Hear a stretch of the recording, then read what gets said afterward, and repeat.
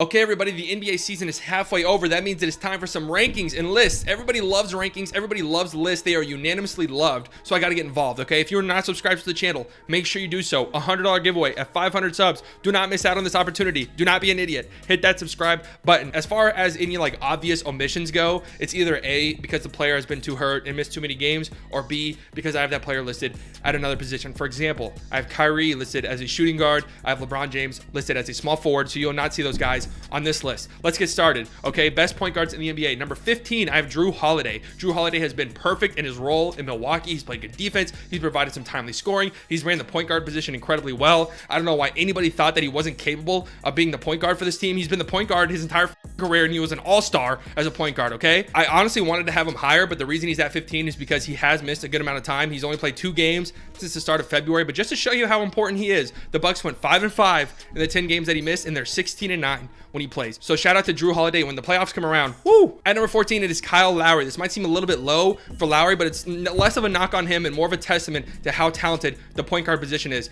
Kyle Lowry is still Kyle Lowry. He does Kyle Lowry things. He passes well. He shoots well. He plays good defense. He is a floor raiser and a ceiling raiser, but he is getting a little bit older, and he might not be like the all-star star caliber player that he once was, but if he does get traded to a contender, he's going to go there and provide an immediate impact, especially when the playoffs come around. Kyle Lowry is here at 14. At number 13, we have De'Aaron Fox, one of the most fun and exciting players to watch in the NBA, but nobody watches them because nobody watches the Kings because they are so unwatchable. It is a testament to how good De'Aaron Fox is, how talented he is, that he continues to improve each and every single year, despite the fact that he's played for terrible coaches and a terrible system with terrible teammates. No offense. I do think that De'Aaron Fox is right on the precipice of being an all-star player, being a star-level player. Luke Walton has got to get the door. He's got to go, okay? At number 12, it is Ja Morant. This might seem a little bit low for him, but the fact that Ja Morant is a top 12 player at his position in his second year in the league as a 21-year-old is pretty remarkable, all right? And I hate to be that guy, but his defense is pretty terrible and he's pretty inefficient. Now, in a vacuum, I don't really care about this because, like I said, he's a second-year player, 21-year-old. As he develops, these things are going to work themselves out. But whenever I'm comparing him to his contemporaries and guys who are scoring at similar rates, but much more efficiently, I have to keep that in mind. I do think that he's a really good player. He's one of the most explosive, fun young players to watch in the NBA. I do think that he's a future superstar, but he's got to work some things out. He's still a top 12 player at his position, which again, like I said, such a talented position group as point guard is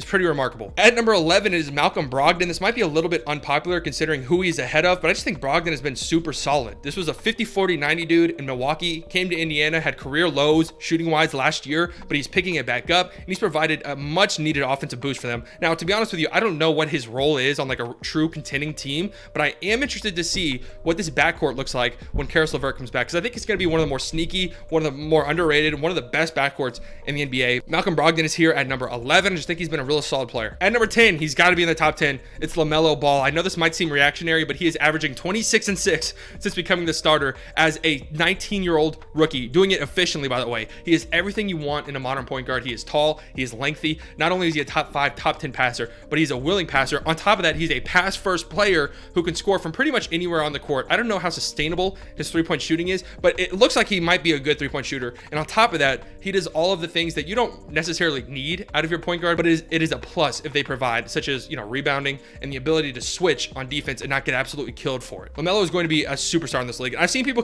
call him Luka light. I kind of see the comparison. Luka is obviously a lot stronger than LaMelo and he uses that strength a lot more, and LaMelo is obviously much more athletic than Luka and he uses that athleticism more, but their play style is pretty similar. At number 9, it is Jamal Murray, either the best worst player in the NBA or the worst best player in the NBA. I honestly cannot decide. He is maddeningly inconsistent, but whenever he is clicking and whenever he's on one of the hot stretches, which he's on right now, he's prime MJ, prime Kobe, prime Allen Iverson. The guy can't miss. All right, he scored 50 points without attempting a free throw. The first player in NBA history to do this. How is that even possible? The reason why I have him this low is he is prone to stretches where he's not scoring, and when he's not scoring, he doesn't really contribute all that much, at least not at the level of some of the guys above him. Even though the NBA says he's a top 5 defender in the NBA, I don't know what the that's about. I don't know if they meant to type in DeJounte Murray.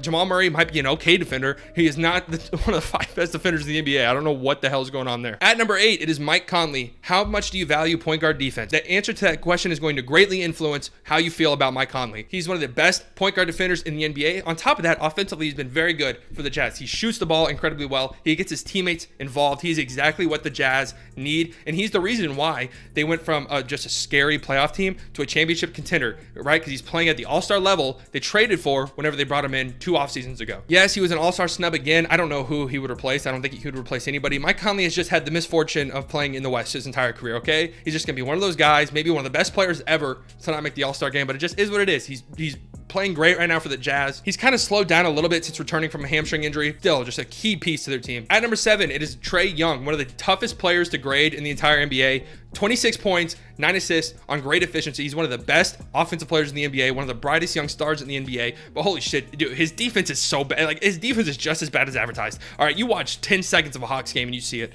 I know Hawks fans are like talking themselves into believing that he's not that bad of a defender. He's not as terrible as everyone says.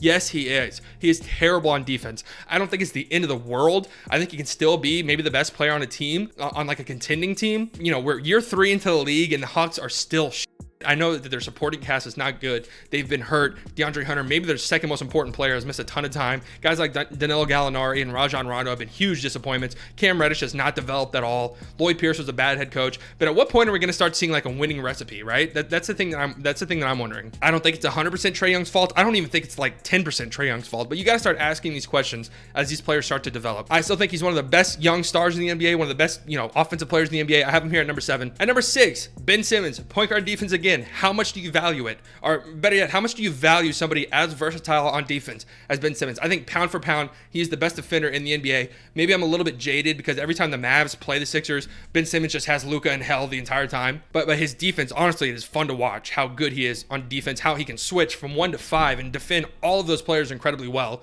And he's still a good offensive player. I don't think he's ever going to develop into the MVP that some people think he could be. I think Ben Simmons is just one of these dudes who entered the league. He was who he was. Like, he hasn't really taken too many giant leaps forward. He just came into the league as one of the best defenders in the NBA, like one of the better point guards in the NBA, and that just is who he is. There's absolutely nothing wrong with that.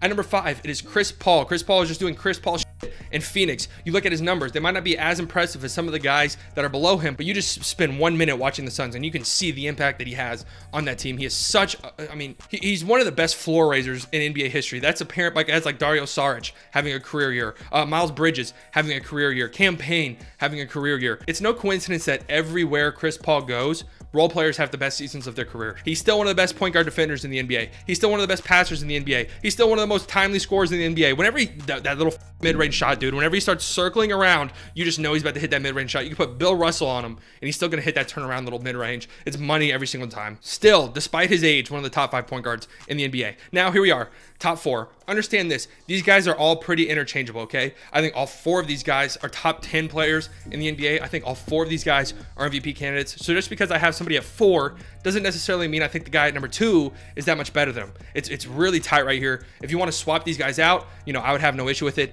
At number 4, I have Damian Lillard. I know that might seem disrespectful, but the reason why I have him at 4 is if he's not scoring, which I understand is incredibly rare, he's not necessarily impacting the game at the level as some of the guys ahead of him. Again, remember, we're talking about the elite of the elite here. I still think Dame is absurdly good. He has limitless range. He has such a quick first step. He is so explosive. So if you play him too tightly so he doesn't hit a logo 3 on your face, he's going to blow right by you. He's going to draw contact. He's one of the best foul baiters in the NBA. Don't hate the player, hate the game, okay? The NBA allows this shit, so the players are going to take advantage. And while I don't think like he's an elite playmaker or anything, I think he is still a good passer, and he's shown this season that he's a much more willing passer really than any other point in his career. I think it's more of a testament to just how badly he wants to win. And I think it's part of the reason why they've been a pleasant surprise despite some of the injuries that they faced. At number 3, we have James Harden. I don't know why some people are so surprised by how well James Harden has done in Brooklyn. Like, have you not paid attention? The dude has been one of the best offensive players in the entire history of the NBA during his career. He does pretty much everything on offense. He's an elite scorer, one of the top 20 scorers ever. I don't care. And he's not only a willing passer, but an amazingly good passer at that. I don't think like he's like a super talented, like all-time talented passer. I just think the gravity that he has on offense, the attention that defenses pay to him, have teammates wide open, and not only is he willing to hit those guys, he's very good at it. And that's why he's averaging, like 12 assists. He's the player of the month in February in the East. Dude has just been insane. I mean, it's James Harden. What else is there to say at this point, right? We know who he is. He's incredibly good. And honestly, like, if my team doesn't win it all, I kind of want Brooklyn to win it all, so James Harden could get a ring and shut everybody up, and we can all finally agree that James Harden is better than Dwayne Wade. I went there. He's better than Dwayne Wade. What do you want me to say? At number 2, it's Luka. I'm a Mavs fan. I'm biased. I have to have Luka here. I've seen people say that Luka has taken a step backwards. I don't know what they are watching. You just watch the Mavs play, and it's obvious that Luka is better than he has ever been. He just brings so much to the table. And now, not only is he like shooting the mid-range shot, which he used to never do, he's like one of the league's most prolific mid-range scorers. It is absolutely insane. I did not expect this development in his game, but he can do it all in the mid-range. Turnaround fadeaway jumpers. He can draw contact. He can put moves on you and do a little up and under. He can pass out of it because he's such an amazingly good passer. Luka literally does everything well. I don't think he's a great defender. I think some Mavs fans overrate how good of a defender Luka is, but I think he's an okay defender. And when he's locked in and when he wants to be a good defender, like we saw in the bubble, I think he can legitimately be like a good on-ball defender. Luka has been incredible. Isn't that right, buddy? Huh? You get up there. And at number 1, it is Steph Curry because, of course, it's Steph Curry. Now, I do want to say, I don't think the gap between Steph Curry and some of the people below him is as wide as some people think, but I do think he's been the best point guard in the NBA this season. He's shooting 41% from 3 on 12 attempts. And it's not like he's Joe Harris or Nicholas Batum just sitting in the corner. He's like coming off of a screen, shooting moving threes. He's double team threes. He's falling on his back. He's throwing shit behind his head. Like, it is just absurd what Steph Curry is doing. And do not get it twisted, okay? If Steph Curry were to go down with an injury, God forbid, knock on glass, the Warriors would be easily the worst team in the West. I mean, they are terrible. Toscano Anderson is getting regular minutes for them. The dude is wearing number 95. I don't want anybody wearing 95 ever touching the court for me. Brad Wanamaker is in the game during closeouts. Like, the team is terrible. But that's my list. Let me know where you guys disagree. I think my list is objectively correct, so you really shouldn't disagree anywhere. But if you do, let me know where. Make sure you're subscribed to the channel. Make sure you like the video, leave a comment, all of that good stuff. And I will see you guys later. Okay, goodbye. See ya. Bye. Thank you for watching the video. If you enjoyed it and would like more content, click here or here to subscribe. If you want to watch more videos, click here or here to watch more videos. Isn't that right, Mr. Finney? Isn't that right?